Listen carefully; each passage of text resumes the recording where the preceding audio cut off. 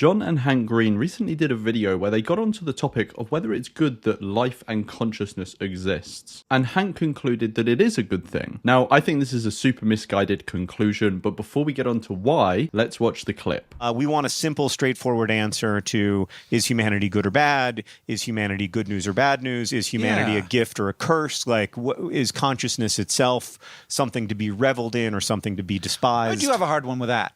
Like, here's the thing. Yeah. Because I'm like sort of it and also outside of it, I feel very strongly that life is a good thing. Mm-hmm. And so obviously, like, I'm part of life, but also there is a way in which humans are sort of, not just biological, but also cultural and technological. And so when I'm like, from that perspective, I'm like, boy, it's good that life exists, but there is no suffering in a world without life. Yeah.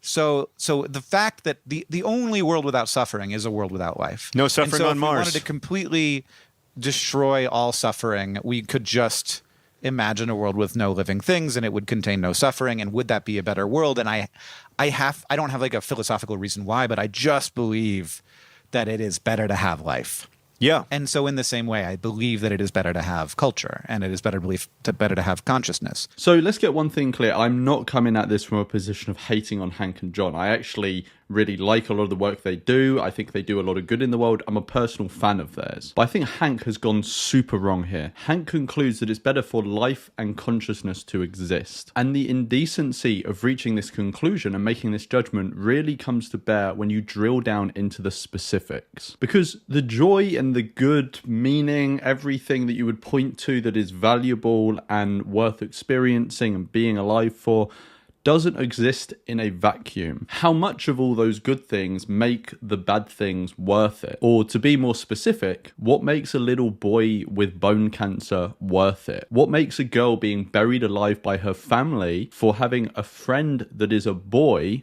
worth it? Or on a larger scale, what makes the Holocaust worth it? What makes factory farming worth it? This is what we need to ask ourselves, not make vague pronouncements about the fact that consciousness being here, which includes all those things, being good. What are the pleasures, the good things that make those horrors worth it? Because the existence of consciousness has resulted in all of these things, and it will continue to result in horrors like this happening for as long as it continues. It's one thing to recognize that we now all exist in this world and that there are good things and bad things, and then we should try and pursue and encourage the good things and try and avoid and minimize the bad things. But it's another thing to say that consciousness existing, which includes all of these things, both good and bad, is a good thing.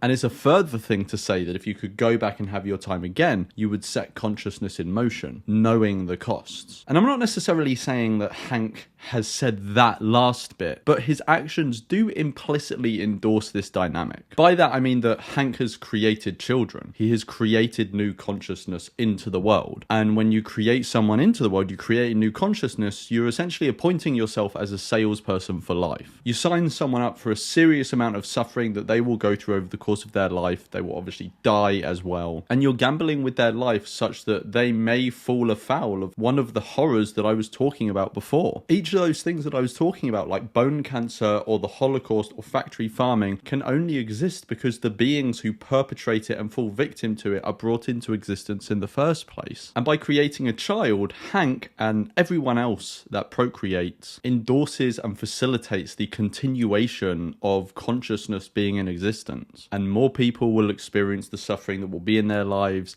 and more people will be at risk of the horrific things that could happen. Each generation that we play a part in creating, we don't know if our child will fall afoul of one of those horrible, gruesome endings, but we know that someone's child will, and it might be our child. Is that any of our gamble to make on someone else's behalf? I don't think so. Now, okay, it might seem a bit unfair for me to be bringing up these specific examples when Hank, as a decent person that I know he is from watching his content for a long time, obviously isn't going to endorse or sign off on those specific actions. He would condemn them. But that's when those things are made explicit. We need to understand that when someone says something like, life and consciousness is a good thing, the acceptance of those bad things is implicit in accepting that the existence of life and consciousness is a good thing. You're implicitly signing off on the collateral damage And the victims of all the things that I've just mentioned, and all the victims of everything else,